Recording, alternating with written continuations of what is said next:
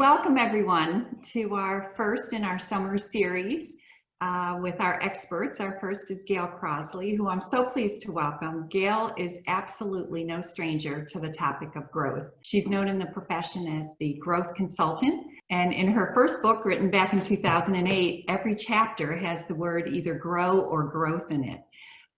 So Gale has been very impactful in the profession for a very long time. She often tops the list of the 100 most influential people in accounting and also the top consultants in the profession. Her growth consulting firm, she works with hundreds of managing partners around the world and executive teams around the world, and has successfully navigated the dot-com bust back in 2000, as well as helped firms grow after the 2008 recession. So this is not new area for Gale at all. And our first question, Gale, let's just talk about what we're here for. During economic downturns like this, why do some firms grow and others shrink, sometimes really substantially shrink? What's the difference between the two? The first thing is that it depends upon your strategy relative to growth. And if your growth strategy is to ride market conditions, which is what a lot of firms do, then what happens is you will be at the mercy of the market, and you will go up when the market goes up and go down when the market goes down. Now, a firm doesn't necessarily articulate that their growth strategy of choice is ride market conditions, but through their behaviors and their execution, that is basically what they're doing. And then there are other firms that are very serious about growth, that they give it the time and the attention and the resources that are needed. And they realize that just like in corporate America, where you don't have a company that has a factory and no sales and marketing department.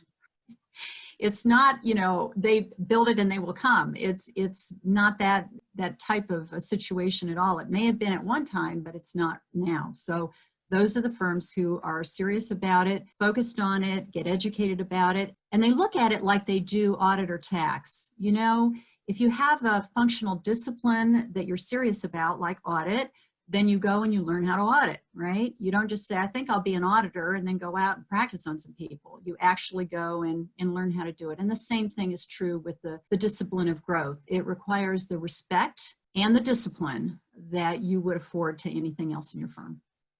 That's the difference.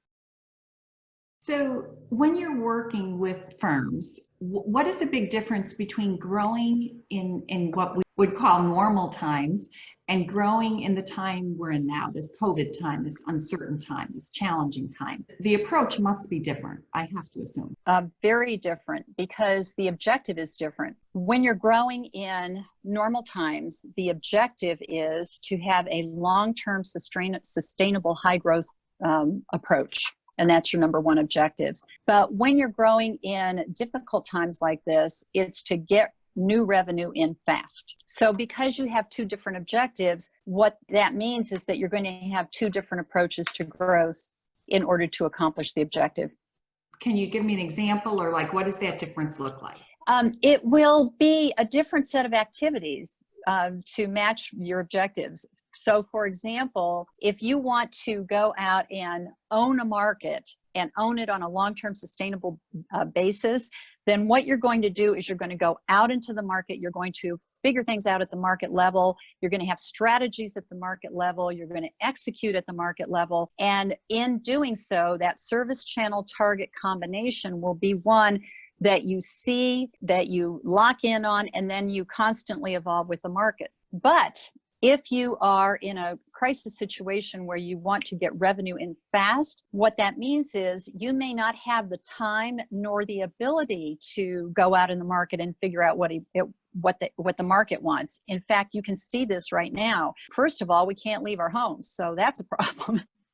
But moreover, we don't have the time to go out and do the work in the market that's required to identify that long-term sustainable growth. But we do have current clients. We do have current clients that we can talk to, interview, figure out what they need, and start from a very small scale with our current client base and find out very quickly, what do they need? How do we bring it to the market? How do we get new revenue in the door? And also we can extend beyond our current clients, but we can do it in a way that's very tactical, like, for example, live video. It's a perfect example of a vertical move that is designed to go find, what I call the low-hanging fruit. And so we'll do things like that are different and start from a different place.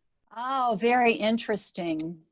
Because there's a difference between tone at the top, such as we're going to innovate, and finding out where you're going to innovate, which is different. So the tone at the top really, from a broad perspective, is about getting your leaders aligned in their thinking about how are we going to run this firm in the future. And so the best way to do that is through strategic planning and making growth the centerpiece topic of a strategic plan in a strategic planning discussion, starting with, do we want to grow or not? Because I don't ever assume that a firm wants to grow, and they may say, oh yeah, we want to grow, but talk is cheap. So you have to get into, all right, if we want to grow, this is the heavy lifting that's going to be required, right? So it's a good look at ourselves, and if we want to grow, and if so, how much we want to grow, and are we committed to the hard work that's going to be done? So that would be the first step, and then it flows from there. What I would recommend is that there are some processes that you can put in place that will ensure that you are doing the things that you need to do on a continuing basis. And one of the processes is something that I call the client consulting crisis pipeline.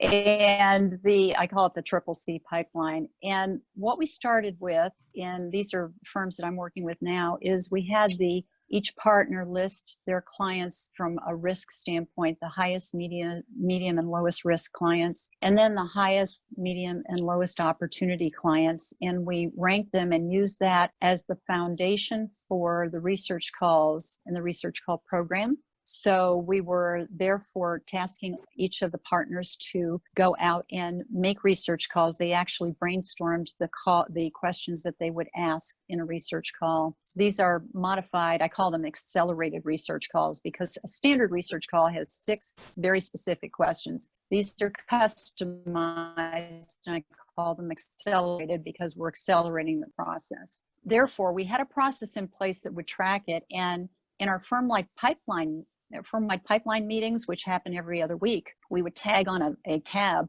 which is this Triple C pipeline, and we would memorialize the inputs that we got from the various partners in the various industries, and we're able to see what some of the themes were in the music, and as a result, that informed our innovations and the nuances in our innovations, and continues to. And that also informed our thought leadership, which went into live videos, which went into finding leads, which went into developing and closing opportunities. And not to get more granular than that, but that's the roadmap. And what happens then is that you are on an every other week basis, you have a process in place to say, are we doing this and what are we finding? Versus, oh yeah, I went out and talked to a few clients and this is what I heard.